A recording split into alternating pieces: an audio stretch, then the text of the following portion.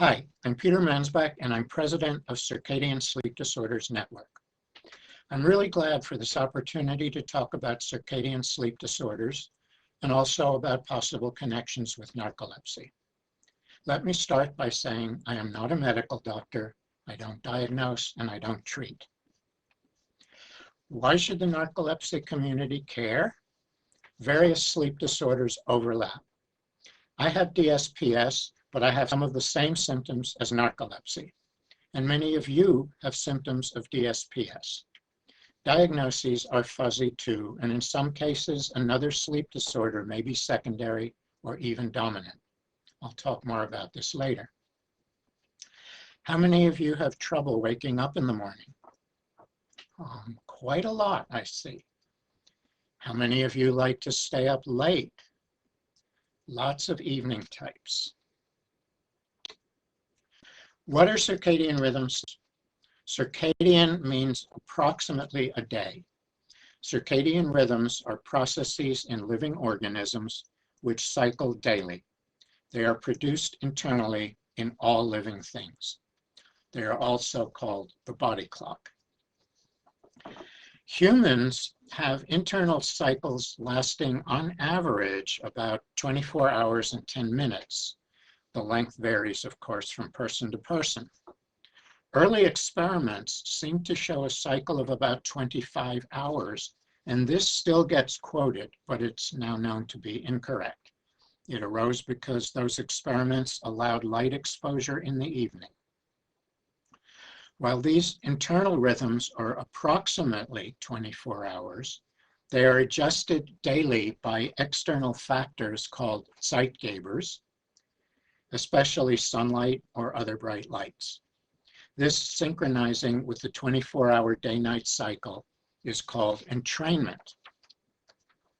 The most noticeable feature of circadian rhythms is the sleep-wake cycle. But there are other circadian rhythms, including swings in many hormones throughout the day, the body temperature cycle, appetite, and the times of best alertness and productivity. Ideally, these rhythms are in sync with one another and with the light-dark cycle in nature. So most folks are awake during daylight hours and sleep during darkness. The master clock in the body is a small part of the brain called the suprachiasmatic nucleus, or SCN, located in the hypothalamus. You remember the hypothalamus, right? That's where hypocretin is also produced. The SCN keeps the clocks within organs and individual cells in the body in sync. The master clock normally gets adjusted every day when a person is exposed to light.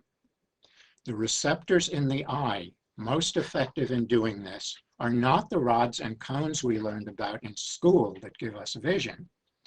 They're instead cells called iPRGC cells, which are not involved in vision and were discovered not so long ago. The length of the internal circadian cycle can normally be a bit shorter or longer than 24 hours. In normal sleepers, the cycle is entrained to the day-night cycle by external factors, especially light. If it cannot be entrained, the result is a circadian disorder.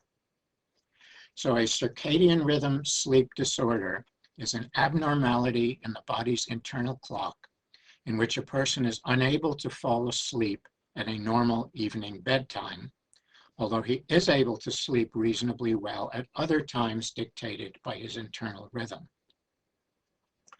The person cannot fall asleep when desired, so he complains of insomnia. He has trouble waking up when desired, so he complains of excessive sleepiness. It takes some insight to make the connection with the timing of the sleep rather than the sleep itself. In addition to the sleep-wake cycle, the internal coordination of the various other rhythms may also be faulty.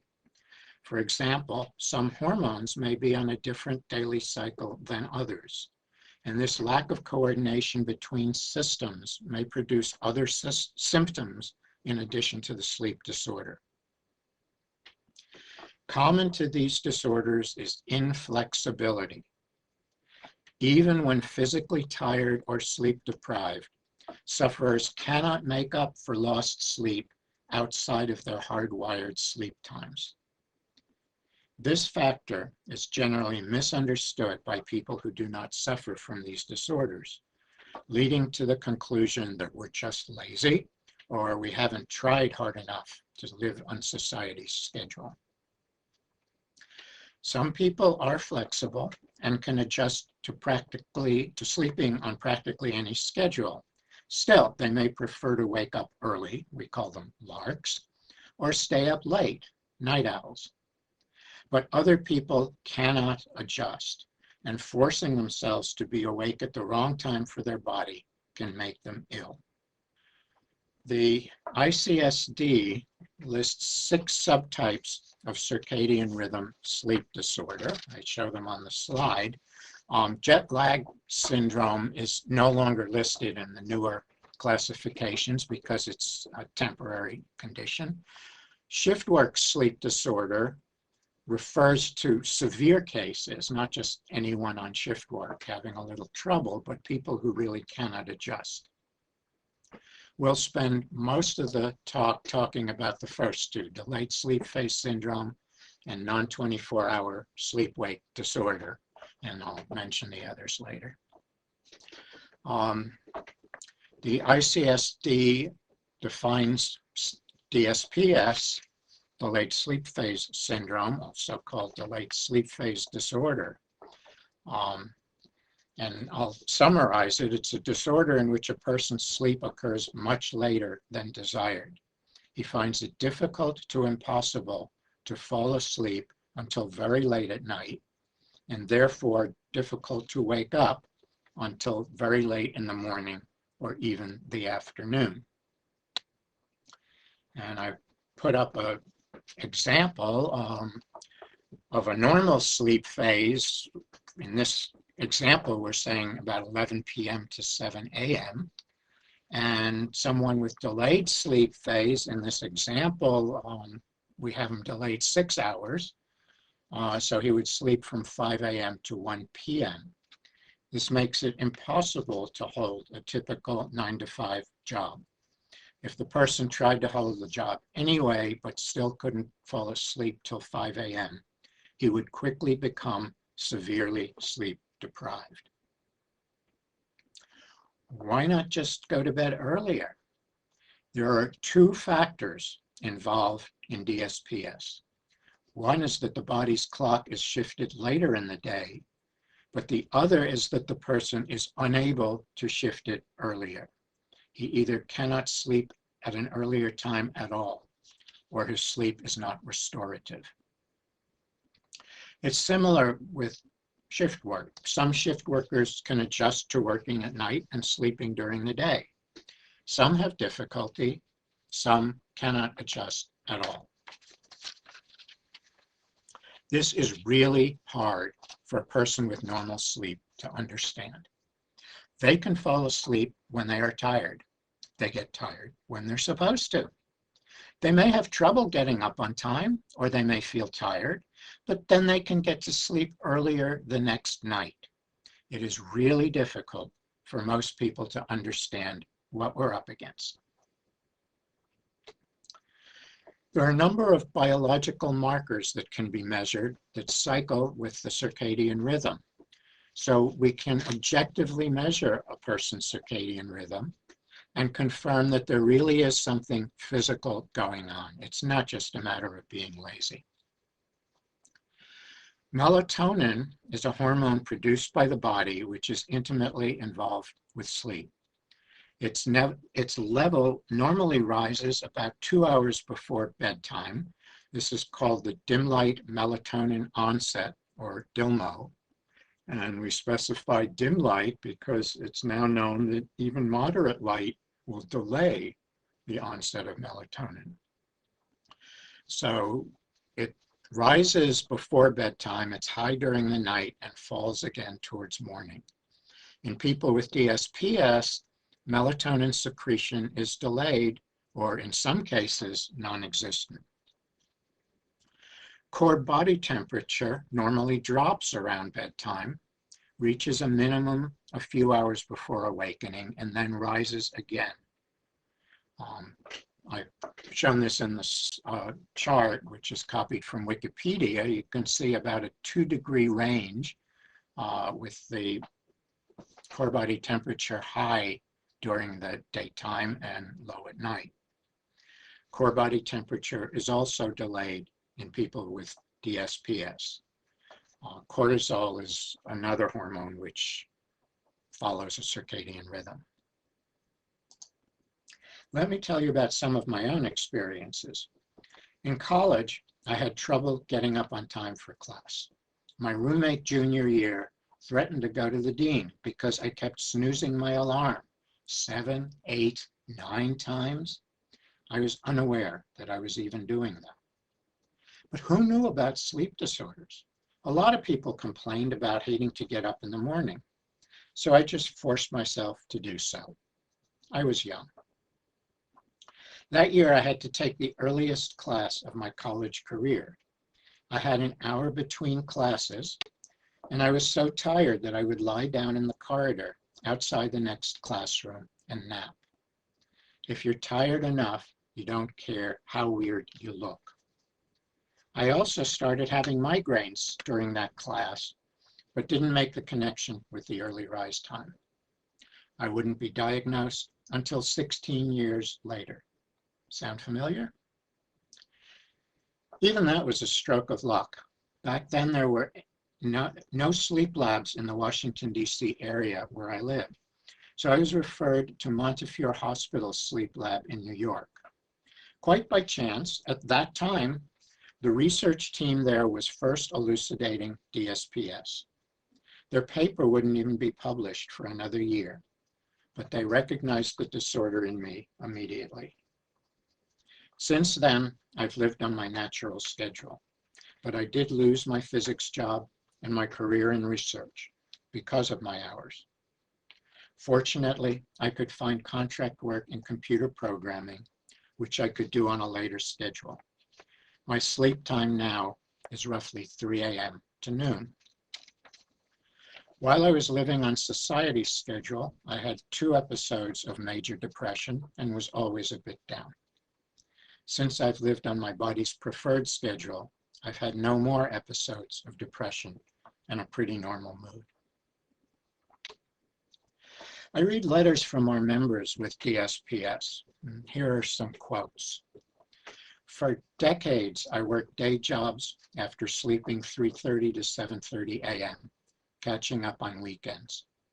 That worked while I was young and resilient. Next step was adding a nap, 5 to 10 p.m. Wreaks havoc with a social life, but it kept me my job for years. If you can't be normal, you're not good enough. You learn to apologize, make excuses, tell lies. No one understands. Here's another. I just can't help thinking that I'd have no problem being awake and alert if I were simply to follow my own natural sleep cycle. The only problems I would face are unemployment and no social life. Let me touch on advanced sleep phase, which is the opposite of the delayed sleep phase. So you'd see in this slide, the person goes to bed earlier than would be normal. In this case, 8 p.m. and he sleeps till 4 a.m. It's much rarer than delayed sleep phase, according to the Norwegian study, which I'll mention later. People who suffer from it get up early, get to work on time, and don't generally need to sleep until after normal work hours. So their lives are not as disruptive compared with DSPS or non-24 people. And as a result, I'm not paying as much attention in this talk. I don't know much about irregular sleep-wake disorder. It's considered very rare and occurs mostly in people with severe brain dysfunction. Non-24-hour sleep-wake disorder, we call it non-24 for short, is a disorder in which an individual falls asleep later each day. Generally, the delay is about an hour or two, corresponding to a day length that's 25 or 26 hours long, but it can be longer. Their body's preferred sleep times progress around the clock. It's also known as free running disorder or hypernycthemeral syndrome. In this diagram, you can see this follows the person for about 2 weeks. And this is just an example. And so we've shown his sleep delayed by 2 hours each night. So the first night, let's say he goes to bed at midnight and wakes at 8 a.m. On the second night, he can't fall asleep till 2 a.m. So he sleeps till 10. On the third night, he can't fall asleep till 4 a.m. and sleeps till noon. And so on, it progresses. At some point, he can't fall asleep until noon the next day, and then 8 p.m. a few days later. Eventually, it's rotated all the way around the clock to where he's back to his midnight to 8 a.m. And it keeps going. It never stabilizes. This occurs in a lot of blind people. It's estimated that over half of all totally blind individuals suffer from non-24. So that's at least 75,000 Americans. This is not surprising, given that people synchronize their slightly longer circadian rhythms to the 24-hour day through light exposure, and the totally blind aren't getting that light exposure through vision. Some do respond to light via the iPRGC cells that we mentioned earlier, which are separate from vision. So those folks can still entrain, but others do not. Non-24 is believed to be rare in sighted individuals, but that's not known for certain. Certainly, it's rarely diagnosed, but I know of over 50 sighted individuals with non-24. Some non-24 folks, especially those unaware of the condition, force themselves to live on a 24-hour schedule. When their body's preferred sleep time coincides with the Earth's night, they sleep well and feel fine during the day. When their body's preferred sleep time falls during the daytime, but they're still forcing themselves to go to bed at night, they sleep poorly and suffer excessive daytime sleepiness. This makes their problem look like periods of insomnia with some good nights clustered together in between.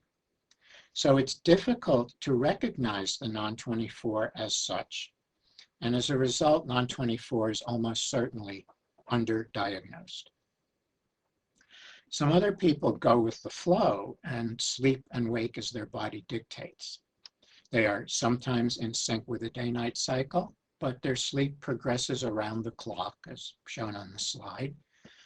They find it impossible to hold a conventional job and difficult to have a social life. For some, the delay is regular, and that's what we've shown in this example, but others the delay varies up to several hours, and they cannot predict their schedule at all. So it becomes difficult even to schedule appointments in advance.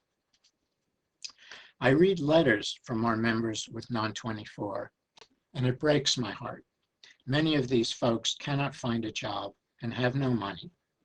Here are some quotes from different people. It's so frustrating not to be able to predict even one day in advance when I will be awake. Sure, there's an overall vague 26 to 28 hour rhythm, but superimposed on that is this huge random element. Sudden unexpected bouts of insomnia at a time I thought I would sleep.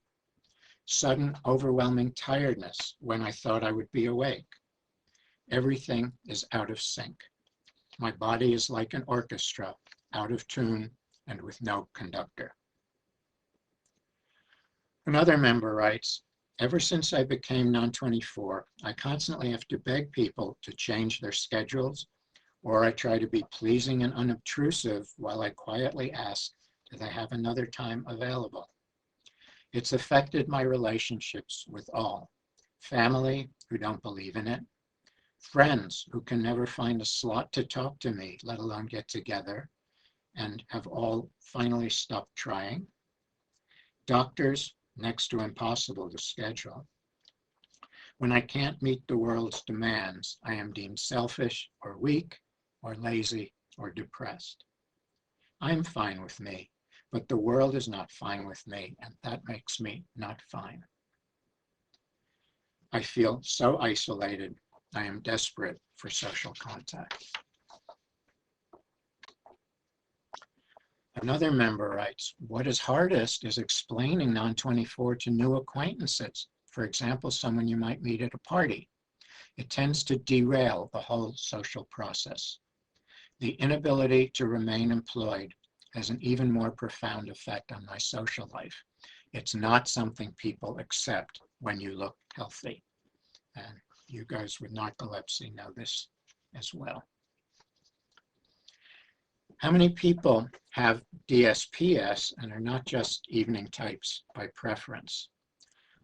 For comparison, I've shown narcolepsy, which is estimated to affect about 150,000 Americans. This is from the JASS survey.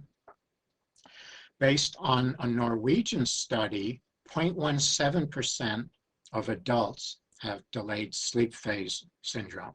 That's about 3 in 2,000. That's 3 times as many as have narcolepsy.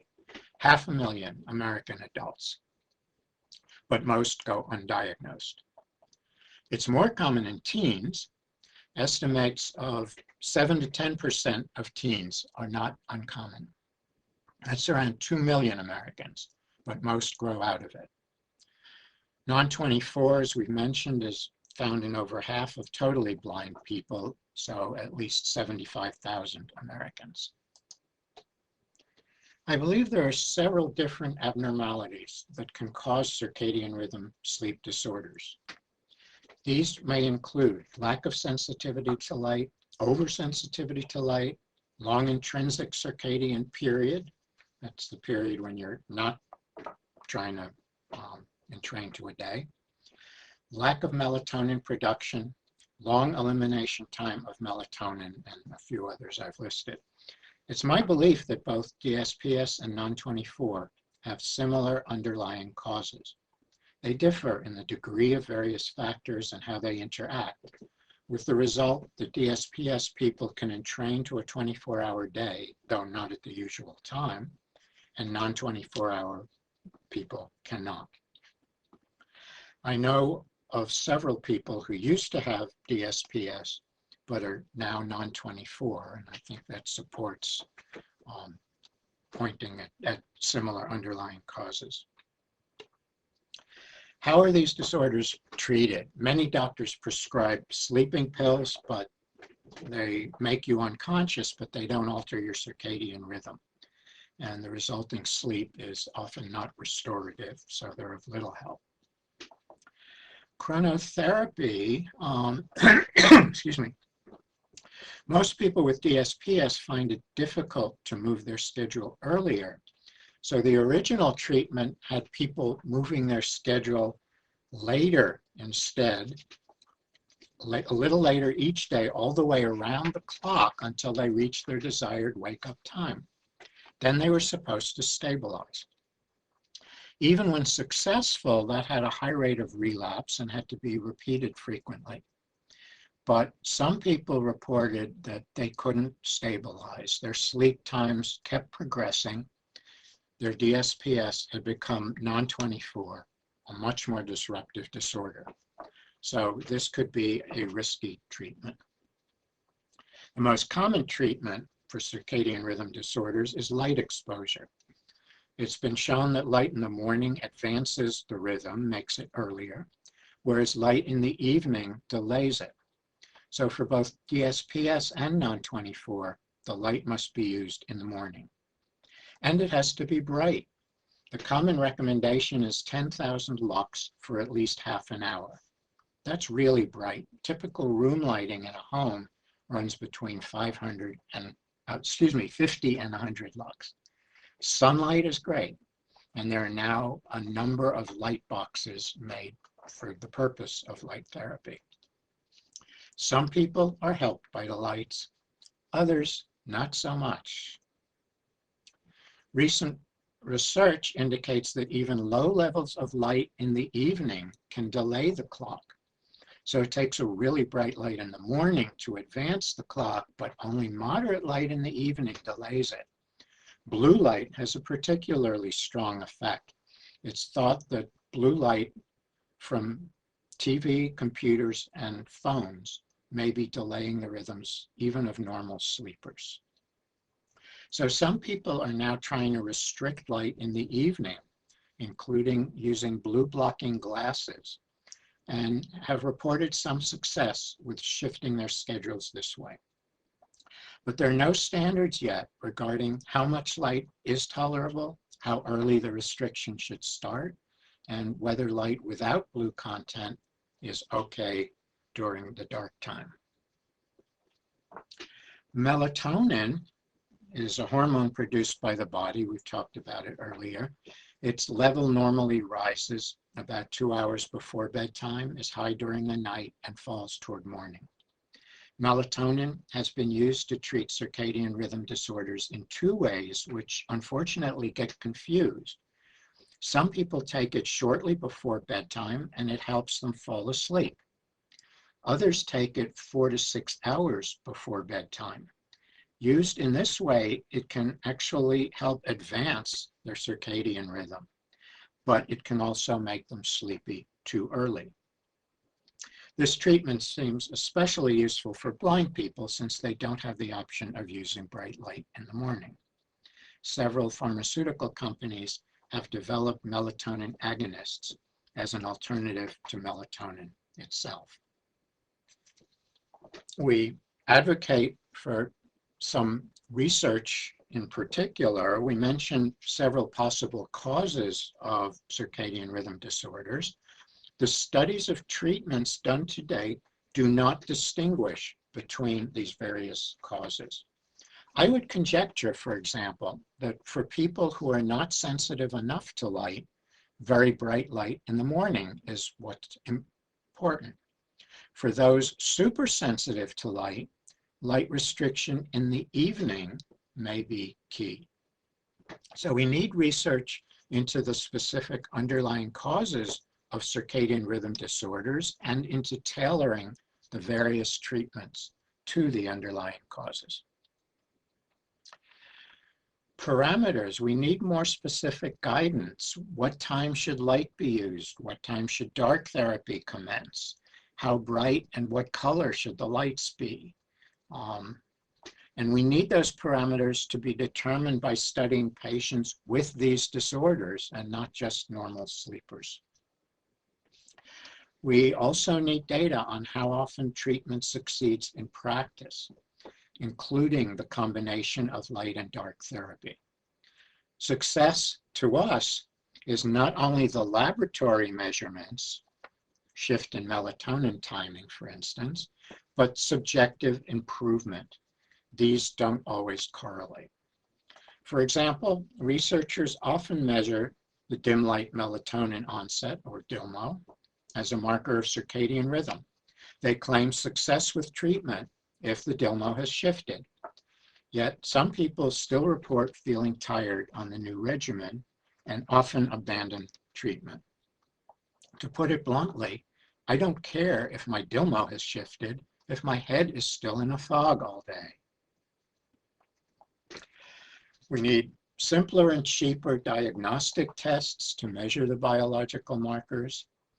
We all love a test that objectively measures tiredness. We need better incidence data, estimate how often these disorders occur. It's just based on spotty research. We have that one Norwegian study, but people have pointed out that Norway's at a pretty high latitude and the light exposure may not be similar to what people get in typical US latitudes. And the surveys, of course, have to involve good diagnosis. So how do circadian disorders relate to narcolepsy. People with circadian rhythm sleep disorders who continue to try to live on a normal daytime schedule become severely sleep deprived and have many of the same symptoms of excessive daytime sleepiness as people with narcolepsy. I recently listened to a number of people with narcolepsy testify at the FDA hearing. I was struck by the similarities in our stories. So many bright people with career aspirations that were stopped in their tracks by their sleep disorders. So many people unable to get accommodations at work. So many people went for years being repeatedly misdiagnosed and often given medications with side effects for conditions they didn't even have. So many unwarranted referrals to mental health professionals. So much misunderstanding by society, even by families. We're often told we could get up early if we wanted. We show the doctors articles on the web, research articles in the journals, but they refuse even to look at them. They just refer us to the psychiatrists.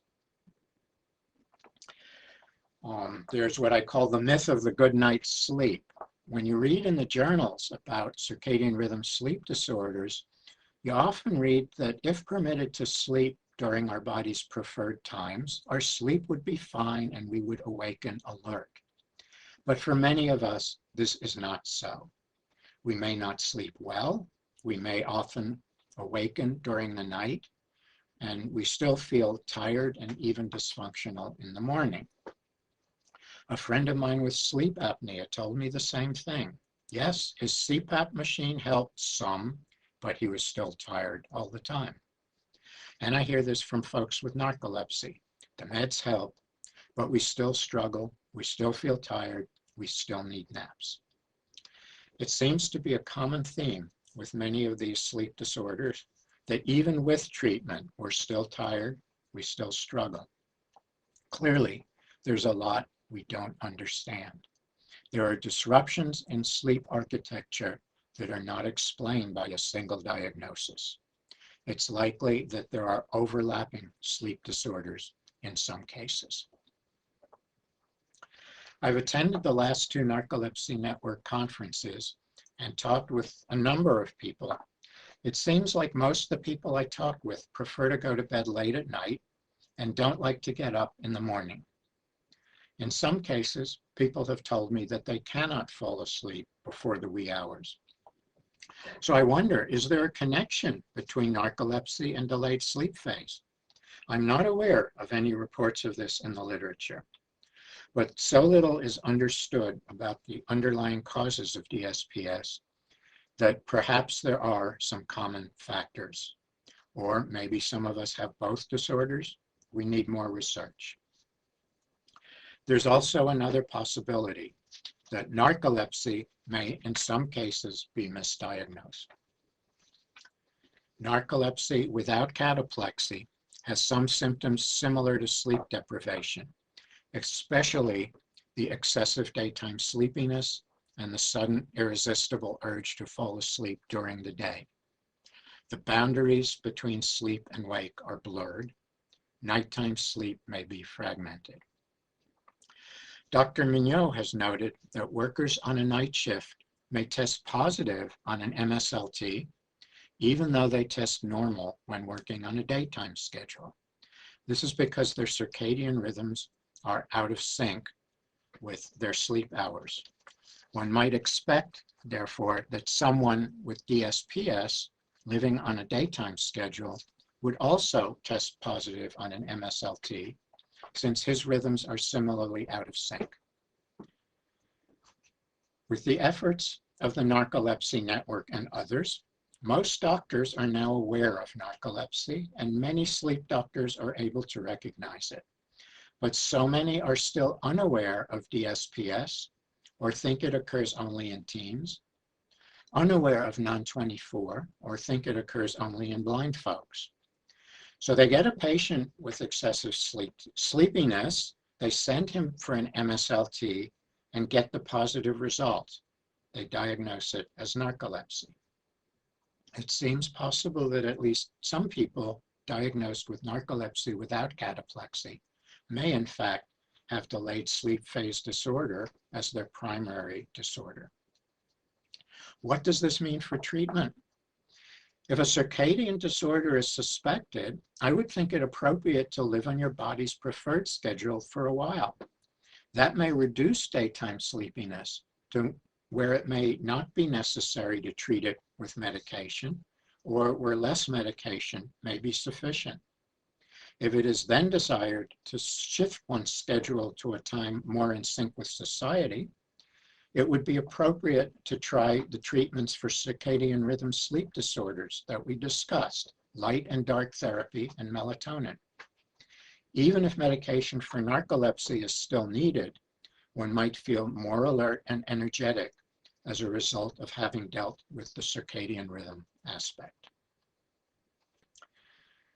Most people have not heard of DSPS or non-24.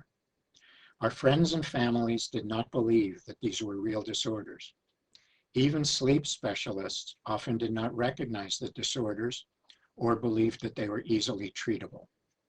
Patients could not get accommodations at work or school. We needed an organization to raise awareness and argue for accommodation. 2 years ago, we formed Circadian Sleep Disorders Network, and I've posted the mission statement. I'm not going to read it.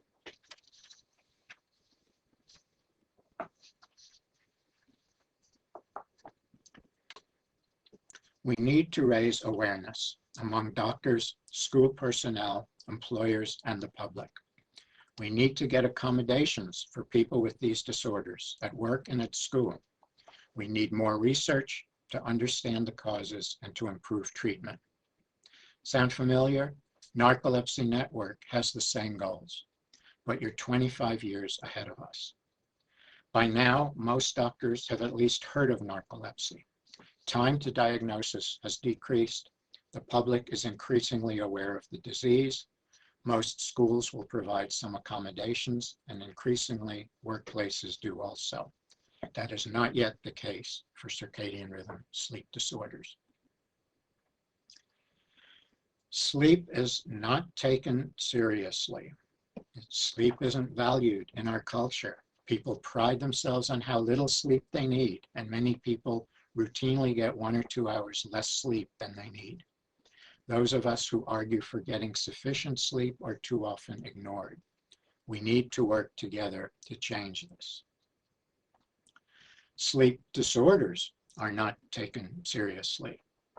People often respond to those of us who are sleep deprived by saying, "Oh, I'm feeling tired too."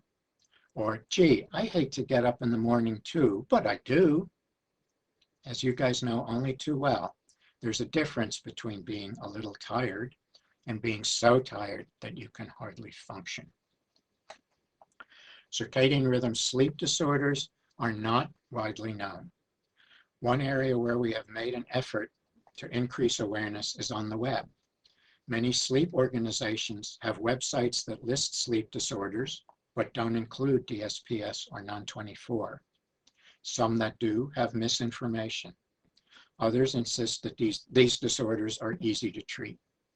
We've written to a number of websites which have links to sleep organizations and gotten our name and our website added. I'm happy to say Narcolepsy Network was the first of those. We've created a website with extensive information and links at CSD-N.org. And don't forget the hyphen, or you get the Chinese Software Development Network. We have several brochures and Q&A documents, both printed and on our website. Some are on display here at the conference. I've listed some of our other awareness efforts. I'm not going to read them. Things are starting to change. 20 years ago, hardly anyone had even heard of circadian rhythms.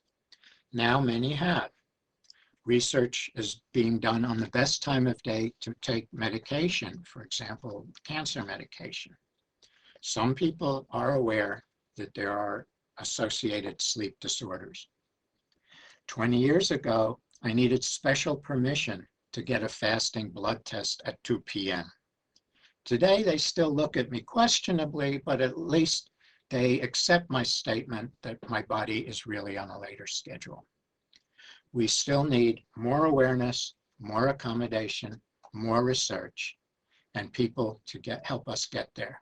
We're just getting started. Thank you. Please visit our website at csd-n.org.